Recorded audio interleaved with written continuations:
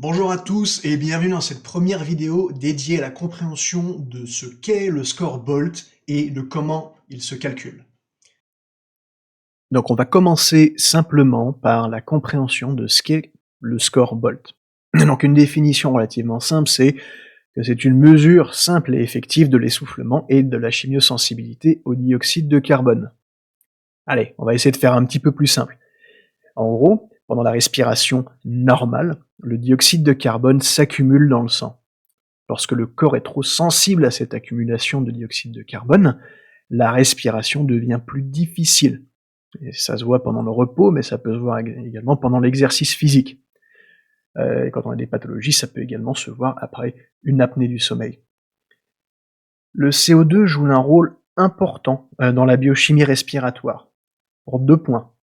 Premier, c'est que le CO2 fournit le principal stimulus pour respirer. C'est pas le manque d'oxygène qui va venir trigger la respiration, c'est l'accumulation de CO2. Et enfin, ça va faciliter la libération de l'oxygène des globules rouges vers les tissus et vers les organes. Voilà, maintenant qu'on a une petite compréhension un peu plus claire de comment ça fonctionne, ce score, et ben comment est-ce qu'on va le calculer?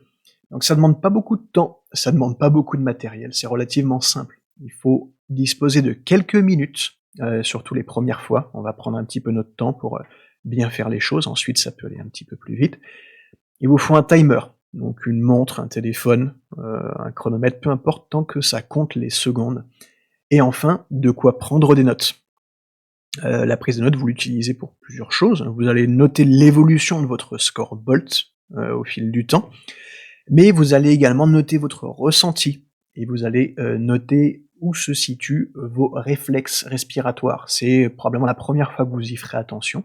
Un réflexe respiratoire, ça peut se situer par exemple au niveau de la gorge, vous pouvez ressentir un nœud qui se resserre, ou ça peut être le diaphragme qui se contracte et vous allez ressentir au niveau de l'abdomen cette contraction. Donc ça, c'est votre réflexe respiratoire. Vous allez voir, on va en parler juste après. Voilà, vous avez des petits dessins qui vous décrivent comment se passe le calcul du score Bolt. Donc le score Bolt se calcule après une respiration naturelle. Une respiration naturelle, c'est composé de 2 choses, une inspiration naturelle et une expiration naturelle. Qu'est-ce que ça veut dire? Ça veut dire qu'on ne la force pas, on ne la pousse pas, on ne la prolonge pas, on respire le plus naturellement possible.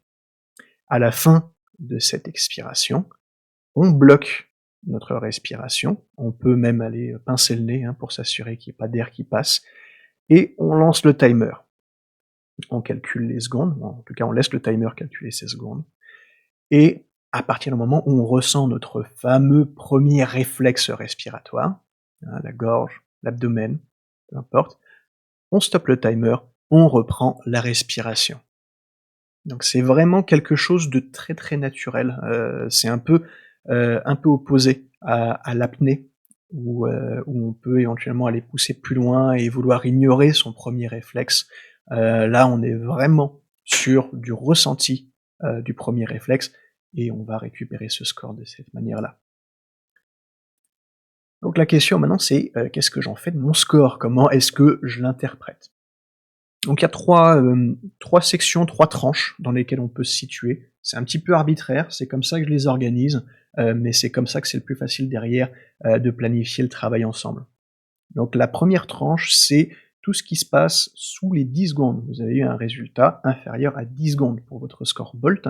On est sur des profils qui ont bien souvent des pathologies respiratoires. Ça peut être de l'asthme, ça peut être de l'apnée du sommeil, ça peut être plein de petites choses, comme ça. Alors je dis petites choses, non, ça peut être des choses assez contraignantes, bien entendu, mais rien n'est forcément impossible à être amélioré. On peut forcément faire quelque chose même dans ces scores-là.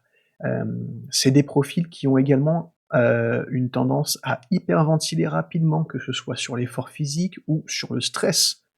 Donc voilà, j'ai parlé de l'évolution sur ces profils-là, donc oui, on va pouvoir bien entendu travailler sur des profils même si vous faites de l'asthme, de l'apnée du sommeil. Il y a quelque chose de bien typique avec ces profils-là, c'est une progression qui devra prendre en compte la sensibilité de la personne C'est une personne qui va avoir tendance à développer beaucoup d'anxiété dès qu'il sera dans cette position, hem, où il va sentir de l'étouffement, si vous voulez. Hein, l'accumulation du CO2, et ce réflexe respiratoire, au final, c'est une espèce de sensation d'étouffement. Ça peut développer, très, très rapidement des sensations, désagréables, et nous mettre en situation de stress, d'anxiété, et donc on fera des exercices, qui seront, adaptés à ce genre de situation et surtout qui nous permettront d'arrêter à tout moment, de reprendre plus tard quand ça va mieux, en gros de ne pas forcer. Je pense que c'est un petit peu la notion, générale pour ces profils-là, c'est de ne pas forcer, il faut faire les choses en douceur. On aura une progression qui sera un petit peu plus lente, mais au moins elle sera pas douloureuse et elle prendra en compte absolument, toutes ces notions de stress et d'anxiété. Le deuxième profil, donc vous avez eu un résultat entre 15 et 20 secondes, donc c'est le profil qui est le plus standard. On aura souvent des personnes lambda qui ont pas forcément de problème de respiration, qui pourront être ou ne pas être des athlètes. On a des athlètes qui se retrouvent dans ces tranches-là. Simplement, ce sont des athlètes qui, n'auront pas forcément fait de travail au niveau de leur sensibilité au dioxyde de carbone, parfois qui seront dans des pratiques sportives un peu plus explosives, hein, qui nécessiteront, donc peut-être moins d'endurance, et donc sur lequel la respiration est un petit peu moins centrale. Là, on aura une progression qui sera un peu plus aisée, parce que on aura moins ces blocages autour de l'anxiété, autour du stress, autour de cette sensation d'étouffement, et on aura également plus d'options, quant au type d'exercice qu'on va proposer, à la variété et à la progression de la difficulté pour ces exercices-là. Voilà. Ensuite, on va avoir notre troisième profil, donc c'est tout ce qui se situe au-delà des 25 secondes. Donc c'est une personne qui a déjà une bonne maîtrise, à la fois de sa respiration, de ses réflexes respiratoires et donc qui a une chimiosensibilité au dioxyde de carbone qui est, plutôt bonne, a priori. Donc là, la question qu'il faudra qu'on se pose ensemble, c'est pas tant alors bien sûr, on va augmenter, on va améliorer ce score Bolt, mais ça sera surtout de se demander comment est-ce qu'on va appliquer, la question de cette sensibilité au dioxyde de carbone dans la pratique, du sport, de cette personne. Donc on aura, au niveau de la progression, hein, c'est quelque chose qui prendra peut-être un petit peu plus de temps parce que là c'est pas, quelque chose, aussi facile à mesurer que l'augmentation du score Bolt, c'est plutôt, le maintien, de l'effort sous cette pression, sous cette, chimiosensibilité au dioxyde de carbone, pendant un effort un peu plus long et c'est dans ce cas, en fait, combien de temps est-ce qu'on va pouvoir maintenir cet effort? Un effort de qualité, en maintenant, potentiellement une respiration nasale, une respiration basse diaphragmatique. Hem, donc c'est quelque chose qui demande beaucoup plus de travail, de collaboration entre l'athlète et moi, où on va en fait, réfléchir aux meilleurs exercices, les plus adaptés à leur pratique et où en fait on passera vraiment du temps, à s'assurer que ça les aide, dans leur pratique elle-même. Voilà, donc pour résumer, hein, j'ai fait une petite matrice qui explique, encore une fois, donc ces 3 sections, où j'essaie de manière arbitraire, de placer une target si vous voulez, pour chaque section, hein, de 10 secondes à 15 à 20 et au-dessus de 25. Quel serait a priori le premier goal, que vous devriez essayer d'atteindre? Donc pour les 10 secondes et moins, c'est d'essayer de monter à 15 secondes. Pour les 15 à 20 secondes, d'essayer de monter à 25 et pour les, 25 et plus, essayer de monter à 40 secondes. La seule différence, c'est que j'ai mis un timing qui est en général de 2 à 3 semaines, hein, pour une première bonne grosse évolution. J'ai pas mis de timing sur, la dernière tranche.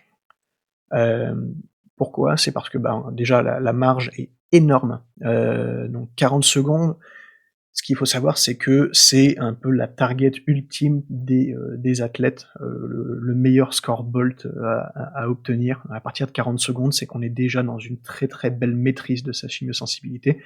Mais bien entendu, bah, ça peut pas nécessairement s'obtenir en 2-3 semaines. à moins d'être un champion, non, mais en réalité, ça va demander plus de temps. Donc, et ça, donc ces points d'interrogation au niveau du timing, en réalité, reflètent également toute la question du comment, hein. Les questions qu'on peut se poser une fois qu'on a son score, c'est, heu, combien j'ai obtenu? Combien est-ce que je peux obtenir? En combien de temps est-ce que je vais pouvoir obtenir une évolution? Et puis comment? Qu'est-ce qu'on va mettre en place, pour y arriver? Donc, ce comment, c'est, l'exercice qu'on met en place, mais c'est aussi le temps, que ça va mettre, hein. Donc pour le timing pour ces 40 secondes en l'occurrence, c'est, quelque chose qu'on va devoir définir ensemble, de la même manière que tous les exercices qu'on va mettre en place pour chacune, de ces tranches, qu'on va définir ensemble en fonction de vos attentes, de vos résultats, de vos spécificités, votre vie. Est-ce qu'il y a des choses auxquelles il faut faire attention? Quel genre de disponibilité vous avez pour qu'on puisse travailler ensemble, et cetera, et cetera. Donc c'est toute une question d'adaptation et de programmes qu'on va construire ensemble pour mettre ça en place. Voilà, c'est la fin de cette première vidéo. Si vous avez la moindre question, n'hésitez pas à les poster en commentaire ou à me contacter directement. Merci et à bientôt.